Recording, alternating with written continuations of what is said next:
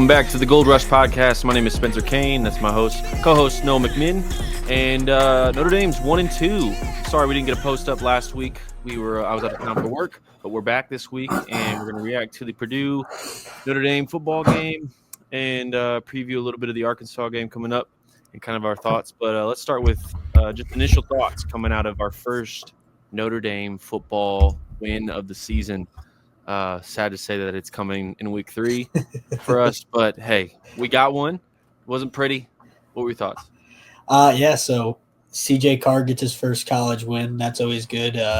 Quarterback gets a win. He looked great in it, opening the game with the play action pass to Malachi Fields, which we were hoping for. It was going to happen against Miami, but better late than never, I guess. It was bound to happen. I mean, with the way we ran the ball against A&M, I mean, you knew that they were going to suck everybody in toward the line, and it really fed off it all game. I mean, we hit them over the top on the first play, and the run really was open there. I mean, it was open for the rest of the day. I mean, they were terrified to get hit over the top. It was leaving like 10-yard outs open.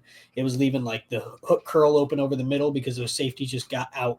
As soon as Malachi Fields or an outside receiver released, those safeties ditched. And when they didn't, they got hit over the top. Malachi Fields and Jordan Faison both took the top off. So it was good to see CJ Carr, 10 of 12 passing. Kenny Minchie came in, got some action. That was good to see. He looked all right, a little rusty. Looked like he probably hasn't been working with the ones for a while. Unfortunate. But he didn't look terrible. I definitely feel like if he had to come in action, he could weather the storm a little bit. So saw a lot of good things offensively. I agree. It was nice to see a win. I think we were texting. It was joking prior to the season. We're like, first play of the Miami game, just play action pass, cars going deep. That's exactly what I thought it was going to be. What happened? And we never got it. And I get it. Looking back, Dan Brock didn't want to put him in a rain in the hostile environment. Just like, get him a pick on first play. It just destroys confidence. But man, I think after 3 games, we've confidently analyzed the fact that Carr is as advertised. I think he came into this, to the school as this like savior image, you know what I mean? And I think the freak out from the preseason with Minchie kind of like giving him a run, as healthy as that is, and as much as you want that, you kind of start to doubt, like, God, is Notre Dame ever going to get over that hurdle of being able to bring in a guy that can just like take over, you know what I mean? Like who's our Bryce Underwood? Who's our, Trevor Lawrence that's just going to come in and be like the guy Bryce Underwood's a little premature. It is premature, but like he came into the school knowing yes. He knew he was going to start from the rip. And that's like recency example that could come off the top of my head with, but like we brought him in expecting this and we finally got it. You know what I mean? It's just been so long to get teased and like hope that this guy pans out. We think it's going to be Hartman. We think it's going to be Riley. And those guys ended up playing okay. Riley ended up being a very frustrating surprise, but like we finally got a guy who can layer the ball and do things offensively that we've been praying for. And dude, our running backs are going to eat because of it, bro. Like they were eating already because our offensive line has just been great, and the talent that we play out throughout the season isn't always top tier, but like we proved it. You just give this running game some type of threat from these safeties and these corners and let him go. It's crazy. 19 carries for Jeremiah Love, 157 yards and 2 touchdowns, averaging 8.3 a carry. And then his kind of partner in crime there, Jadarian Price, 9 carries, 74 yards, 8.2 a carry, almost same per pop on the carries with 3 touchdowns. And let's not forget about his 4th touchdown coming right before the, weird halftime. The long touchdown return the kickoff return for a touchdown. That stat is so funny. He touched the ball 9 times and scored on 3 of them, bro. Like that's I know he touched the ball 10 times, scored 4, but almost 50% a pop. Yeah, that's insane, bro. Like if people want to doubt the running back room, it's just ridiculous. No, I mean I texted you. This Notre Dame running back is what everybody thought. Katron Allen and what is it, Singleton? For Penn State. That's our running back room is what everybody thought theirs was. I mean, I don't think they're doing bad. I mean, they really haven't played anybody. We'll see Saturday. But they haven't exploded. They're not doing You know what I mean? They're not doing No. 6 touchdowns between the two of them. No, there's been other teams that have burst onto the scene with running backs that are far more impressive than anything Penn State's done, given the fact that they've played high schools up until this point. I think it's just pretty astounding that this top running back room or in top quarterback, like statistically, neither of those position groups for Penn State popping off. Like they're winning soundly, but it's not like impressive. You know what I mean? Like, does that make sense? Yeah, no, I get you. Now, after watching the game, I know that we were both still pretty disappointed with the defense. Yeah. During the game, rewatching the game and kind of watching some highlights, and after Freeman's presser today, I don't think it was as bad as it looked. Reason being, the first 3 possessions for Purdue, they extend a drive with a fake punt. They throw a touchdown pass with a running back. They go for it on 4th down. I mean, there's 3 stops right there that could have been had. Now, granted, they made a diving catch on a 40-yard bomb in the first possession. Well, and the thing is granted we should have that covered up, but that's things you don't account for in football games. Like the fake punt, we were probably setting up a return, weren't ready for a fake. That's on us. We got to have it. I mean, the running back throwing it to the quarterback, it's an unstoppable play. I mean, nobody in their right mind is ready for that. It's one of those that they can't use the rest of the year because they were trying to get one over on Notre Dame, which is just the dumbest thing ever. This game meant nothing, and they just took that play out of their bag. But it just shows that Notre Dame is everybody's biggest game of the year. I mean, that's just what it is. It's an unfortunate reality for Notre Dame fans because everybody's going to play us tough. That's like why those MAC schools, I mean, it's their Super Bowl. They're going in to play in Notre Dame State. Not saying there's ever an excuse to lose to a MAC school, but that's why you go get their absolute best they'll ever play in their life because it's like straight adrenaline the entire game. They're going to script so much, have their thing down to a T, and 100%. play their hearts out. Yeah, no, I mean it makes sense. It makes sense. I watched it again as well. I've watched a couple of the things as well. I think what's frustrating still for me is that there are plays where you're like, wow, there's pressure. Wow, we brought more numbers. We brought more than 4. And I feel like they stick out because it's not happening as often. And I want to see it more, man. Like I don't know. Like I just want to see it more. Even if we fail, even if I see us blitz 6, 7 and we still get the check down that kills us, I'm like, at least we're doing it. At least we're giving it a shot. Yeah. And I can't express to you how much I hate the NBC broadcast.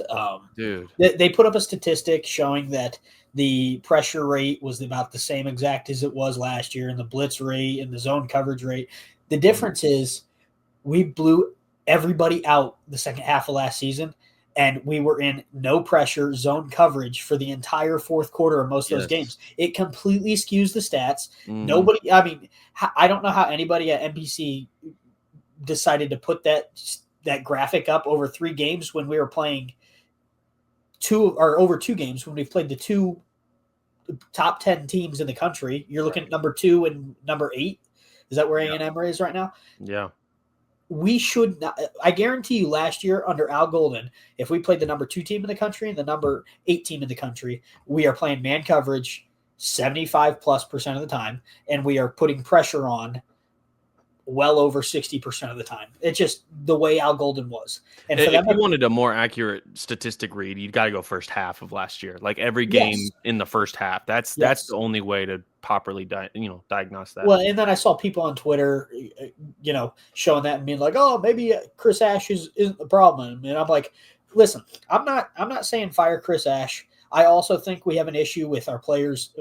They're not performing. I mean, you have Carson Hobbs didn't play a lot because he sucked the first 2 games. Yeah. And then we have freshmen out there playing. We had Zachary. He's been burnt 3 or 4 times this year.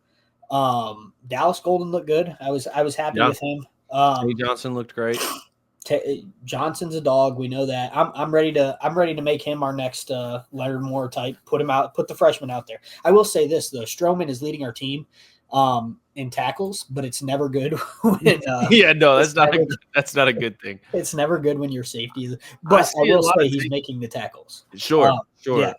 I see a lot it's of I see a lot of tweets on that too. Is like our rotations are weird. Like I just feel like we'll watch like players do well, and then it's just like immediately rotate them out. And it's like, bro, we don't need hockey changes. well, my issue is like my biggest issue was, or initially we were taking Strowman out. You'd see him like every third series, and I'm like, he's listed as your number one. Are you telling me he's not the number one? Like, Yeah, if he's not the number one, that's fine. Put the number one out there. Give yeah. me the best guy. It's kind of like what our running back McCullen or what's his name? McCullough, yeah, Yeah, McCullough. Dylan McCullough. He was doing that last year with our running backs. It's like, man, just leave Love on the field. Man, just leave Price on the field. Like, Yeah. I get it that Aeneas might technically pass pro better than the two guys, but like, leave your best players out there, bro. Like, I No. also don't believe that to your point, but like that was always the like the My quote. thing is, they were willing to risk his health more than they were willing to risk the other two. It's tough as a running back Oh, sure. to stop a full grown man sprinting at you in pass pro. I mean, Yeah. that you're responsible for the guy who comes free. Typically, it's a linebacker, or maybe it's a safety. But when he's coming full speed and you have to absorb that, it's tough on your body. I mean, I don't doubt it, and I mean I think 2 is plenty, and it's been proven to well, be yeah, kind of true this 100%. year.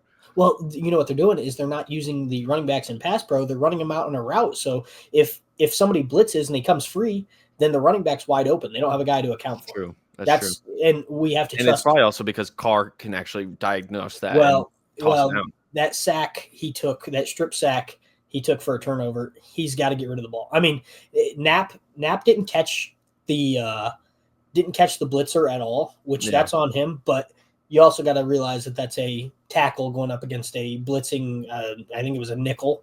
The nickel blitzes there. Sure. I mean, dude's got a little more speed. Carr has to be able to pick that up, see it, and either kill it or throw the open guy. Somebody's got to be running hot off that blitz.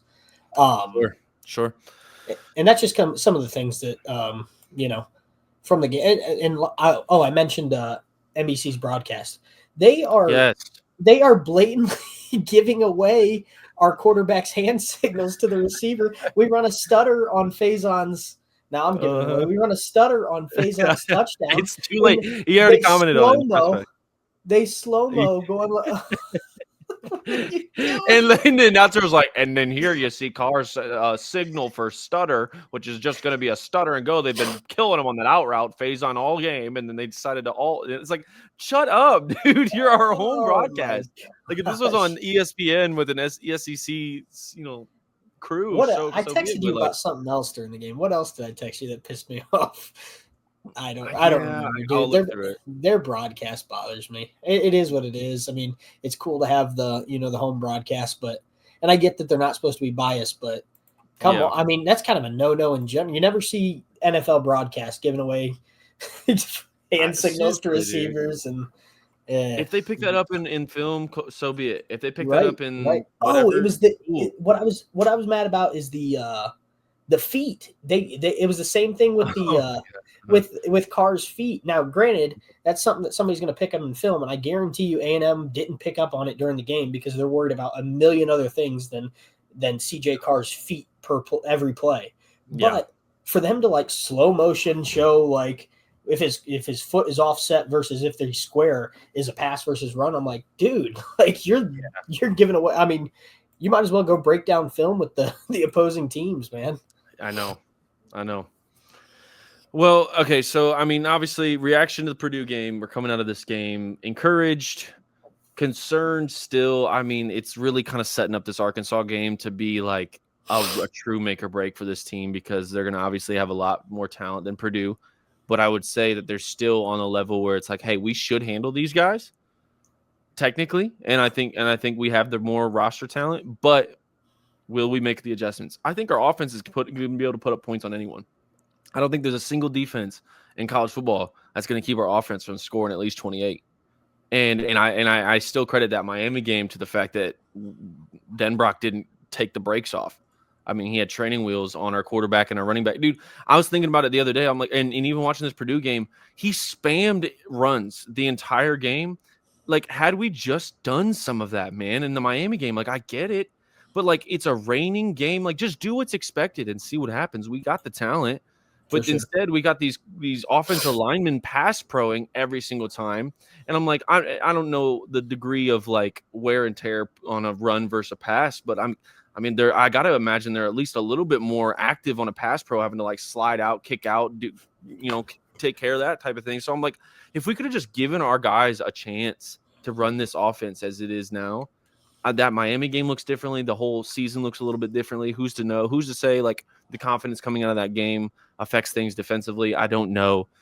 It's very frustrating. So this Arkansas game is going to have such a huge impact on what we're going to do here, because we either continue offensively just outscoring teams, or someone's going to figure it out and we're in for a long season.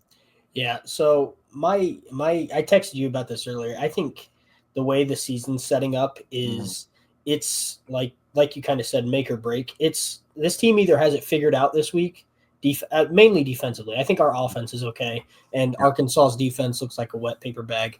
But I mean, they had 2 running backs over 100 yards, 3 rushing touchdowns to those guys, one of which was the quarterback. So I know we don't have that big threat, but we have 2 really good running backs that can tote it. So Sutton Smith was 12 carries, 147 yards, and a touchdown. That's 12.3 a carry. So we're looking at a big day for the backs, for the boys.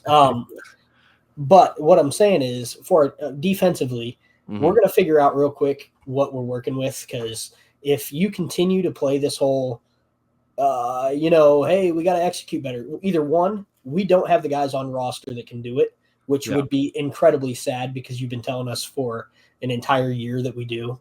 2, you can't get it done coaching. At this point, it's not Chris Ash's fault anymore. It's Marcus Freeman's fault. If Marcus Freeman can't get the defense right, then I have serious questions about him as a coach. If being a head coach has altered his ability to coach defense that much, then we have serious issues. Then he needs to go and just be a game manager. Here's the thing I think Freeman struggles with. He has a hard time departing what he sees in practice versus what ends up happening in a game. And I think it almost happened with CJ Carr. We almost let what was going on with practice and Kenny just like balling out and taking care of the ball, and almost bailed on the thing that we've almost seen proven in 2 spring games of just a guy who can go out there and play. And I feel like we're having a little bit of case of that on the defensive side of things, where it's like maybe there's things on defense in practice and in these, springs and fall camps that's like, all right, these guys are the guys. But then you can't help but feel like you get some of these rotational players in there on the line and in middle linebacker and in the secondary, and you're just like, why isn't that guy on the field? Why is he not on the field more? Like, what is happening? What are we missing? Elijah Hughes finally got snaps in the Purdue game and actually got pressure. Like, why has he not seen the field? Is it because he was a transfer that's not been there as long, that didn't know a couple things in the playbook? Like, dude, if a guy's a gamer, get him on the field, man. It's so frustrating. And you got Tay Johnson finally sees adequate minutes in the A&M game and comes up with a pick. Holy cow, man. Our defense hasn't gotten any type of pressure, any type of anything on these guys, and he's actually finally in the right place at the right time. And I think KVA's snaps kind of went up after the Miami game, because the few times he would come in, he was making plays, and what felt like just wasn't happening as often. So I think KVA was going to play regardless. I think he was. I think the issue is we look at it from, at least the way I look at it, at least from a linebacker's perspective, is we have 5 guys who could arguably start for most college football programs, barring the big boys. And we have Madden Faremo, who looks like an absolute dog. He got that unnecessary roughness, which it was a little late. I think it's probably a freshman mistake. You don't hit the guy, especially I believe it was a quarterback. So don't hit the guy late like that. Our issue is we have all this talent and we keep hearing so many good things about him, but then when you don't see him on the field, you're like, what is going on? You know what I mean? And then like I think also Freeman has a really hard time. It's kind of like what you said about the practice thing, is he has a really hard time trusting freshmen on the field. He says it all the time. You got to earn the trust in practice. You got to earn the trust in practice. And it's like you said, man, some people are just gamers. Like where is Cam Williams, man? This Yeah. was a fringe 5-star recruit that was all everything, and you heard nothing but good things about him in the spring, and he hasn't played at all. I mean, stop telling us good things about these guys to boost their egos. If you're not high on them, say, hey, he's still got a ways to go. I don't know if we're going to see him out there. But when you tell me he's everything, then I'm expecting him to be everything, and then that's on you. You know what I mean? Like, don't tell me. And then on the flip side, we have Jalen Sneed, who's just been this like 5-star athletic freak that we were promised was going to be just insane, and the dude didn't even know like basic defensive positioning when he first came to the school. And like I feel like each year has just been like, well, we'll see, maybe it's going to happen. And then like I never see him making positive plays, man. Like occasionally against an option team, he's in the backfield. Know, man. I think Sneed's been good this year. Sneed's been fine, but like you see these other players come in and they just make plays, man. They're just around the ball. I don't know, man. It feels like we our offensive line. It feels like, I was I never want a kid hurt, but like when Knapp went down, I was like, hey, maybe this can switch up the line and we can see something for a second. And he was out for a play, and it was like bummer, but like, dude, these reporters and these people that are like at practice and in the spring and stuff, like they've been watching these guys as much as they can. Obviously, they're not seeing as much as the coaches are, but like it just feels like there's some interesting rotational pieces out there along both lines and in the secondaries and just throughout this team that I would be curious to see where things fall at the end, because obviously it's not been working with our current regime. Yeah, and I think it comes down to the fact we don't have good enough defensive tackles, and that's just a fact. We don't have enough size. We don't have enough size in the middle. So we're getting the pressure on the outside. Quarterback is just stepping up through that. I mean, you saw Marcel Reed do it all night with Texas A&M. All he did was step up. You'd get Traore and Bryce Young off the edges, and all he did was step up because we're just letting the middle part, you know what I mean? And then we're expecting a linebacker to come in and take on a center or a guard climbing up, and it's not a fair ask, you know what I mean? And we're doing fine in the run game because those defensive tackles can hold their ground. They just can't get any penetration whatsoever. And when your D tackles are just stalemating, it leaves so many holes for the quarterback to either step up in or just not get pressure at all and sit back there for an hour. I mean, even against Purdue, there was 3 or 4 times where I'm like, get there, somebody. I know, dude. Finally, we saw Bryce Young do something relevant. I mean, Gabriel Rubio seems to be finding himself in the right spots at the right times, and he's the only D tackle we have with any size. Yeah, I mean, Elijah Hughes is 305. Jared Dawson's 300. Like, Dawson didn't play a single snap on Saturday. I don't know. I guess he was sick or banged up during the week and didn't practice at all. And Freeman, I guess, just held him out because of that. And I also am curious how serious. Yeah, I'm curious how serious Leonard Moore's injury was, or if they were like, it's Purdue and we really need to get some reps on some. Some of our young guys. Same thing with Devontae Smith. I'm thinking that's more or less like precautionary, right? I would expect to see Smith full go come Saturday because that's a game. That's a game that it's not one that we should be worried about per se, but it's one that we have to be worried about because if we mess up in that one, we're officially not that we might be done as is with 2 losses, but if we mess around with an Arkansas team that can upset anybody, I mean, they hung in the entire game with Ole Miss. Yeah. I mean, and that Memphis team, I think, is going to be pretty good. I mean, they're 4-0. They're on a little bit of a run.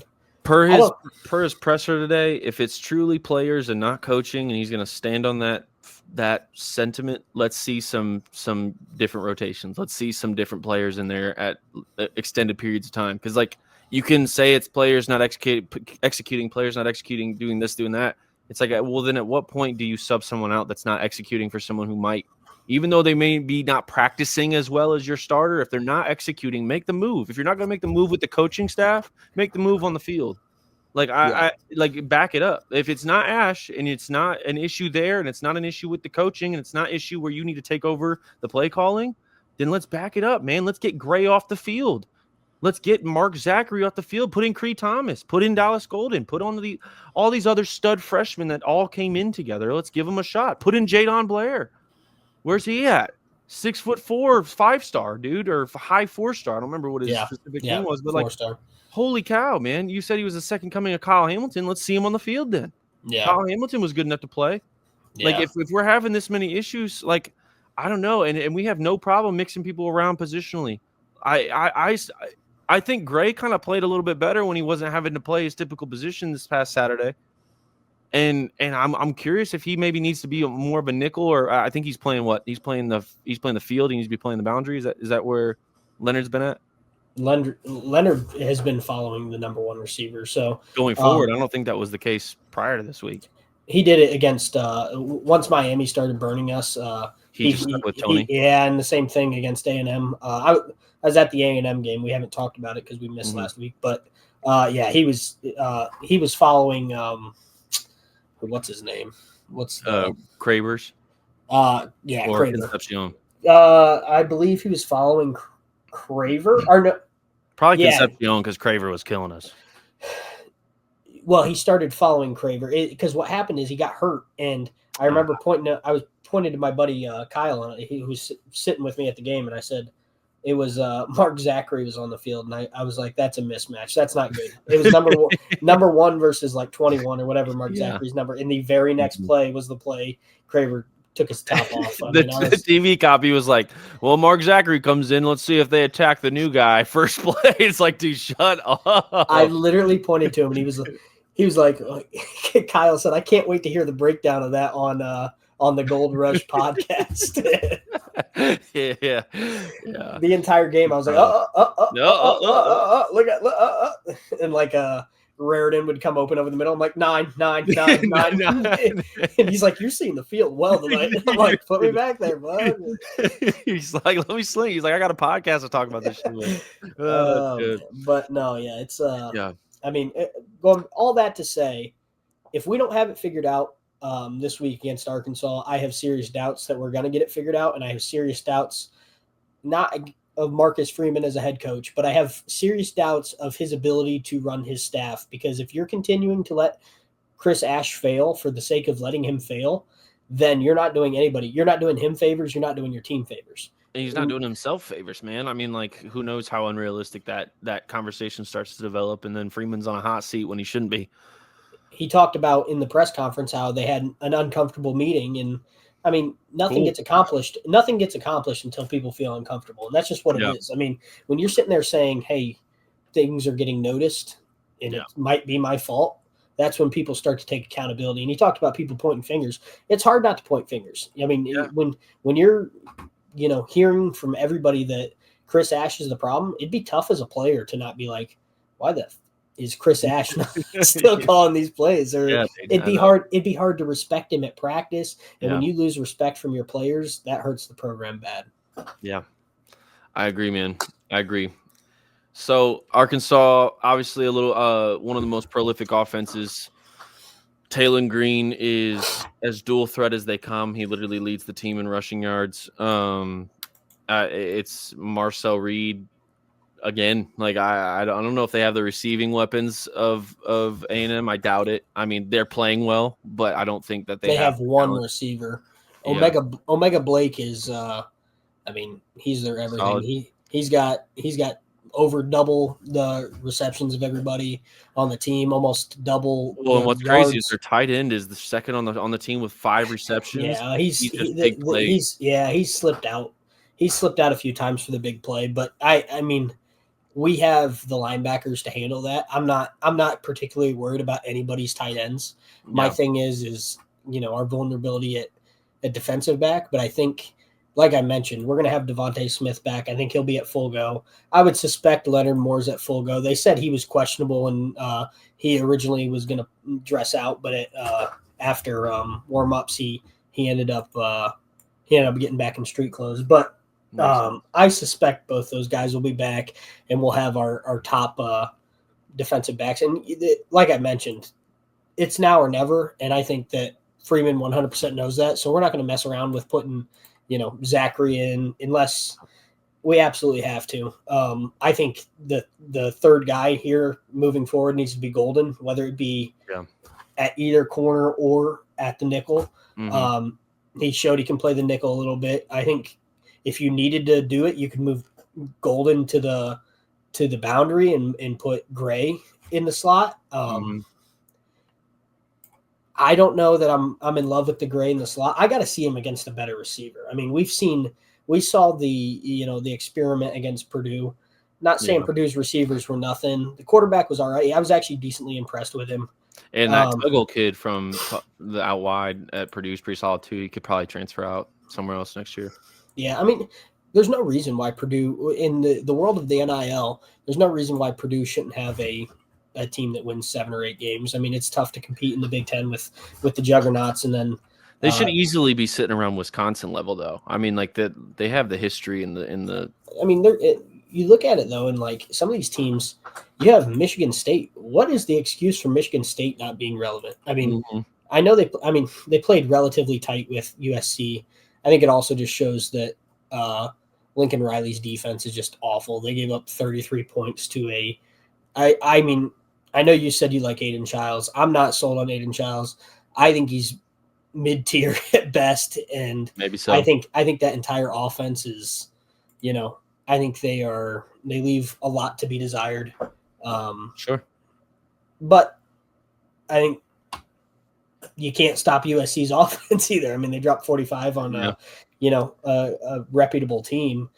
That's something you got. I mean, looking forward.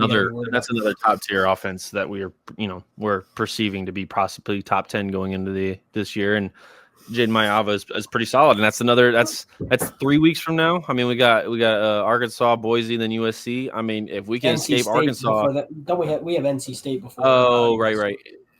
And then NC State losing this weekend hurts us bad. NC State and Arkansas losing, so we're gonna this week we have Arkansas, and then we go Boise next week because we'll be watching the Boise game prior to my wedding. Yeah, getting married. What time is that game? Game is 3:30. Okay, so we're getting a quick 18 in the morning, and then watching the game. We're hopping on the course for sure. Then we'll roll back to my place, or Noah's getting married that weekend. So congratulations! We're just shooting the crap here about my wedding, but I get to dress up and stand near him, so it's cool. Me and Spencer will be watching that game together. We'll make sure to get a couple picks and post them up on the socials and things like that, since it'll be our first game watching together since last year. What game we watched Stanford together last year, right? Was that the last time? Only one we got, and then I saw you at the Virginia game. I was with my in-laws. Yeah, I invited this guy to the Indiana game last year, and he didn't show up. We got we'll have one of those towels for you though. I've got the towel for you. That might have to go in the golf bag. So I got this from the game, and I don't know what to do with it. That's from. Is that from? Oh, the new one. Yeah, nice. The A&M game, dude. I don't know what to do with it. Just because you L, dude. I know. Like, that's one that we win that game, and it's like an instant classic. Maybe it's worth money. That's what I'm kind of thinking. I mean, the very first home playoff game, memorabilia. I was thinking I might get that, I might get it framed and maybe like graded or something like that, and hold on to it for a while and see what what comes of it. Yeah. We're off topic. No, I like it. Hey, final predictions for the game. Let me get your Notre Dame win. Do we cover the 6.5? What's your thoughts? I think we cover this. Is it 6.5? That's all we're getting. I think so. You're kidding. I'll check. Hold on. You're kidding. I kid you not, bro. It is. Why is it not showing? Oh yeah, 6.5. That makes me want to throw up. With a 64.5 total. 64.5? When was the last time you saw a Notre Dame game with a 64.5 over? I'm seeing 4.5 points, not 6.5 on the spread. Okay, yeah, 4.5. That's insane to me. They think we are.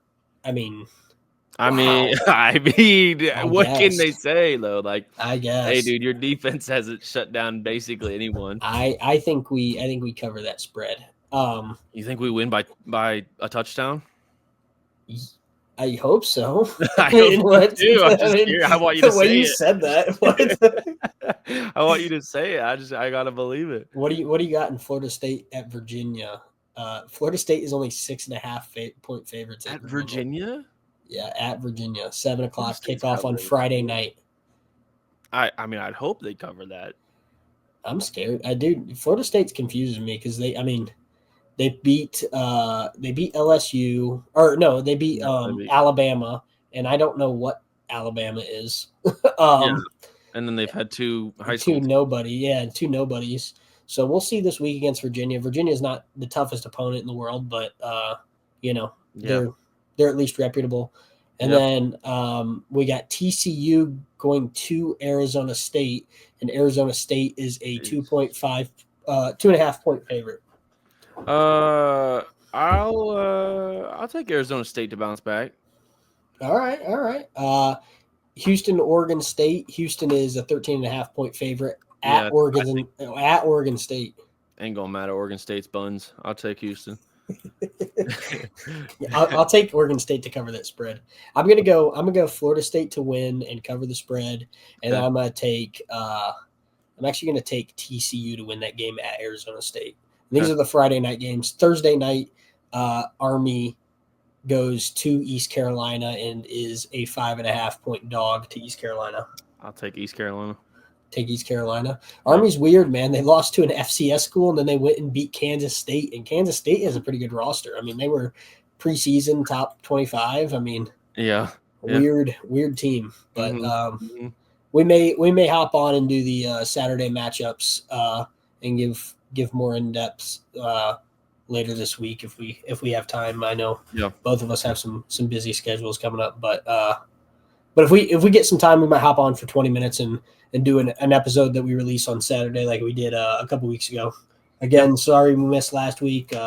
We've got, just a busy time for us, like I said, with the wedding, and then Spencer was traveling for work. So I'm about to travel again. I'm going to the homeland of the Notre Dame Fighting Irish up in Ireland. Absolutely.